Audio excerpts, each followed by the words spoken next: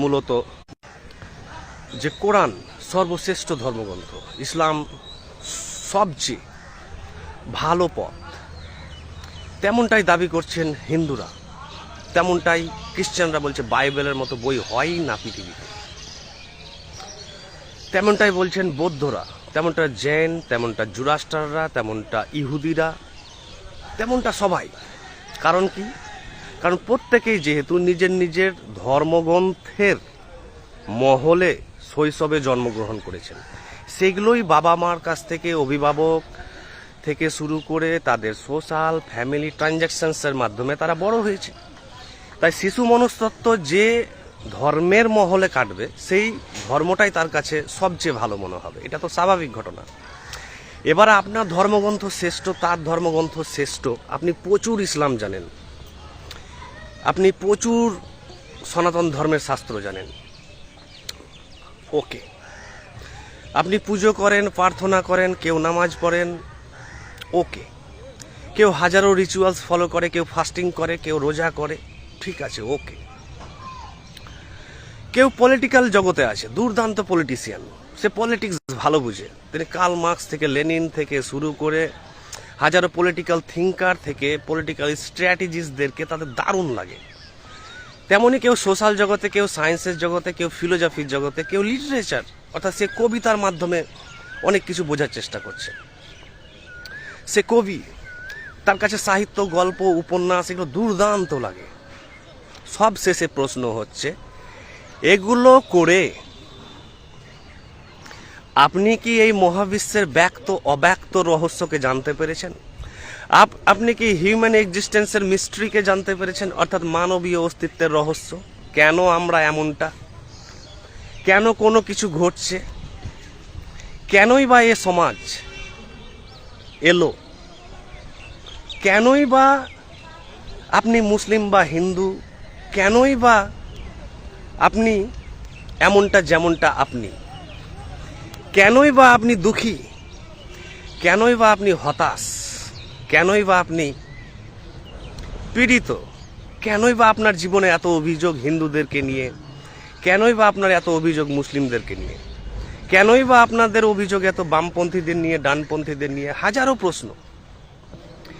কেনই বা আপনার এত দুশ্চিন্তা, এত ভয়, বিতর্কে যাওয়ার ভয়, জেলে চলে যাব তার ভয়, কোর্ট কাচারির কেস হবে ভয়, কেউ মেরে দিবে তার ভয়, ভয় ভয় ভয়, দুশ্চিন্তা। তো এগুলো তো আপনাকে গ্রিপ করেছে, অর্থাৎ এনগালফ করে ফেলেছে, গিলে ফেলেছে। কথা হলো, আপনার আল্লাহ, আপনার ব্রহ্ম, ভগবান, বিষ্ণু, সরস্বতী, লক্ষ্মী, আপনাকে তো কেউ বাঁচাচ্ছে না, কেউ বাঁচাবে না। আপনার বিপদে কেউ বাঁচাবে না, আপনাকে অসীম জ্ঞানী কেউ করতে পারবে না, আপনাকে ভয় মুক্ত কেউ করতে পারবে না, আপনাকে দুঃখ, পীড়া, ফ্যামিলির অভাব, অভিযোগ, স্বামী স্ত্রীতে ঝগড়া, সন্তানদের ক্যারিয়ার নিয়ে চিন্তা, এগুলো থেকে কেউ বাঁচাতে পারবে না। তাহলে বাঁচাবে কে? মেডিটেশন একটি পথ আছে এই পৃথিবীতে, আপনাকে কোনো জ্ঞান তত্ত্ব আপনাকে সারা জীবন বাঁচাতে পারবে না এগুলো থেকে, মেডিটেশন। তাই মেডিটেশন এমনই একটি জিনিস, যাকে আপনি যদি গভীরভাবে না জানেন, তাহলে আপনি ধরে নেন যত বড়ই জ্ঞানী হন আপনি, আর যত বড়ই আপনার ধর্ম হোক, কোনো কিছুই কাজে দিবে না। পৃথিবীর যত দার্শনিকরা, বৃহৎ বিরল সাহিত্যিকরা আছেন, বিজ্ঞানীরা আছেন, সবাই ধ্যান জানতেন, ধ্যান করতেন। কেউ বলে কি তারা কি পদ্মাসনে বসে ধ্যান করতেন? না, ধ্যানের মাধ্যম অসংখ্য হয়, অসংখ্য রকমের ধ্যান হয়, মেডিটেশন। আমার বই নীরবতা একটি নতুন ধর্মগ্রন্থে বিস্তারিতভাবে ধ্যান নিয়ে আলোচনা হয়েছে, এবং আমার ইউটিউবে অসংখ্য ভিডিও আছে। তাহলে আমি কিভাবে দাবি করছি যে আমি ধ্যান প্রকৃতই জানি? আমি অবশ্যই জানি, মুখে বলছি না, আপনাকে কয়েকটি উদাহরণ দিচ্ছি। আমি আজ থেকে 15 বছর আগে ধ্যান নিয়ে কৌতূহলী হই, আগ্রহী হই যে ধ্যান শিখতে হবে, না হলে মুক্তির উপায় নাই। কোন মুক্তি? স্বর্গ নরকে এসবে যাব, আত্মার মুক্তি না, এই জীবন থেকে মুক্তি, এবং সর্বোচ্চ জ্ঞানী ব্যক্তি হতে চাই, এই জগতের রহস্যকে জানতে চাই। তখন আমি মেডিটেশন নিয়ে স্বামী বিবেকানন্দকে পড়তে শুরু করলাম। স্বামী বিবেকানন্দর বই পড়লাম, পড়ার পর দেখলাম শান্তি আসছে না। তিনি সেই ভারতবর্ষের শ্রেষ্ঠ ধর্মগ্রন্থের বই হচ্ছে পতঞ্জলি যোগাসূত্র, সেই বই থেকে তিনি নন, হাজারো লোকেরা কিন্তু ধ্যান মেডিটেশন চেষ্টা করেছেন। আমি গেলাম, কিন্তু সন্তুষ্টি আসছেন না, আমার দিনের পর দিন ধ্যান। তারপরে আমি গেলাম বিজ্ঞান ভৈরব, ভারতবর্ষের আরেকটি শাস্ত্র, হিন্দু সনাতন শাস্ত্র হচ্ছে বিজ্ঞান ভৈরব। সেখানে প্রায় 112 রকমের ধ্যান দেওয়া আছে, তবুও হলো না। রজনীশ ওসোর কাছে গেলাম, অর্থাৎ বুকস, রজনীশ ওসোর দ্য বুক অফ সিক্রেট, বিশাল বড় বই, 112 রকমের ধ্যানের ওপরে তিনি দারুণ বলেছেন।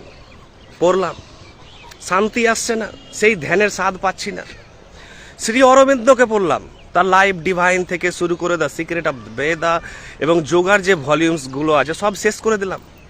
প্রায় 50টি বই কিনলাম, এরকম মোটা মোটা বই। তারপরে সব শেষে গেলাম জে কৃষ্ণমূর্তির কাছে। জে কৃষ্ণমূর্তির প্রায় 150 বই আছে, উনি লিখেননি, তিনি বলে গেছেন, তার শিষ্যরা লিখেছেন। 150 বইয়ের মধ্যে প্রায় 100 বই কিনে ফেললাম। দিনের পর দিন পড়ি, বোঝার চেষ্টা করি, লেগে আছি ডু অর ডাই নিয়ে। হয় এই জগৎকে জানবো, না হলে পড়তে পড়তেই মরে যাবো, এরকম একটি ব্যাপার।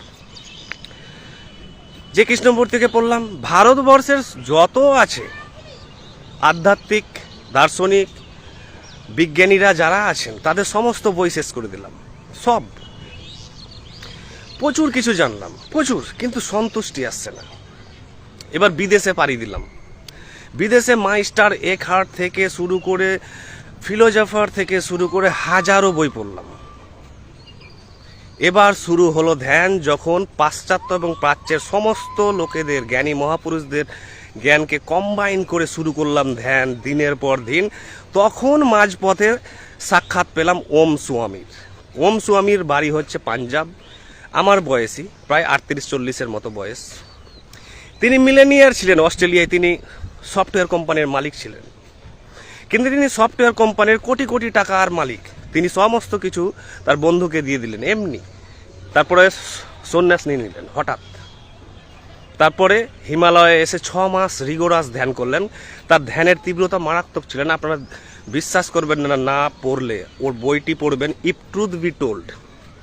সেই বইয়ে তিনি বলছেন প্রায় 18 ঘন্টা 20 ঘন্টা, কখনো 24 ঘন্টায় তিনি ধ্যান করতে শুরু করলেন। কিসের জন্য? ব্রহ্মকে পাওয়ার জন্য, আল্লাহকে পাওয়ার জন্য, ভগবানকে পাওয়ার জন্য, এই মহাবিশ্বের অব্যক্ত রহস্যকে জানার জন্য। সমস্ত কিছু ত্যাগ করে পেয়েও গেলেন একদিন।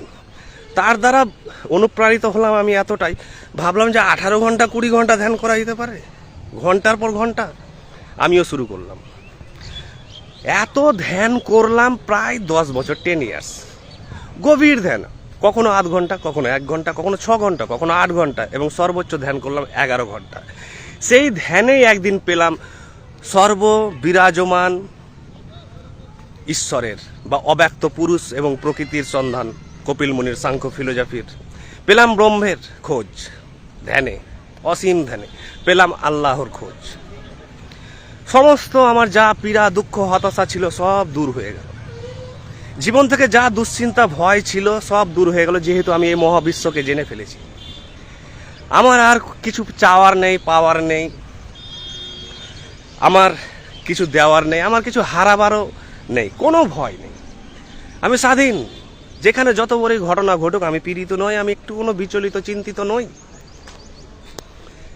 তাহলে এই যে মেডিটেশন যদি না জানেন, আপনার জিওগ্রাফির নলেজ, হিস্ট্রির নলেজ, পলিটিক্সের নলেজ, আপনার রিলিজিয়নের নলেজ, আপনার ইসলামের নলেজ, আপনার হিন্দু দর্শনের নলেজ সব কিন্তু সাধারণ হয়ে গেল। অর্থাৎ পড়া না পড়া সমান, জানা না জানা সমান, যদি না আপনি মেডিটেশন জানেন।